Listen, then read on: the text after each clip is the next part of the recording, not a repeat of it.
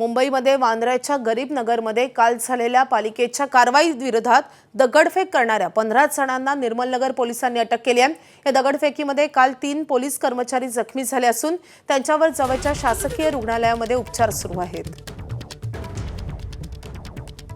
आपले प्रतिनिधी सचिन गाड सध्या आपल्या सोबत आहेत। सचिन, कालच्या या सगळ्या दगडफेक प्रकरणी 15 जणांना अटक झाल्याचं समजतंय, कशी कारवाई पोलिसांनी केली आहे?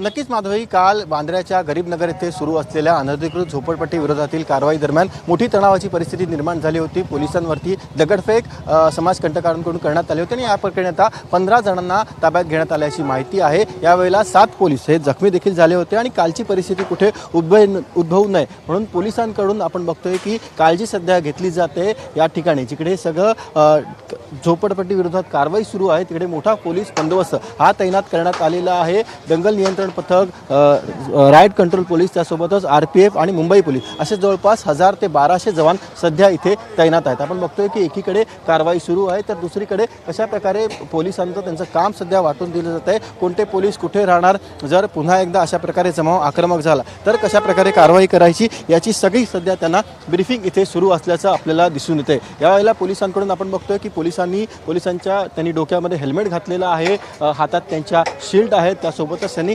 जॅकेट देखील घातलेलं आहे। जर पुन्हा एकदा अशा प्रकारची दगडफेक झाली तर यावेळेला काल 7 पोलीस जखमी झालेले होते, तशी परिस्थिती पुन्हा उद्भवू नये तात्काळ जमावाला कंट्रोल केलं जाऊ शकतं, त्यांना पांगवलं जाऊ शकतं। यासाठी पोलिसांकडून आपण बघतोय की उपाययोजना करण्यात आलेल्या आहेत। काल जेव्हा जमाव आक्रमक झालेला होता तेव्हा पोलिसांना लाठीचार्ज करण्याची वेळ आलेली होती आणि आपण बघतोय की आज देखील पोलीस पूर्णतः तयारीनिशी आलेले आहेत।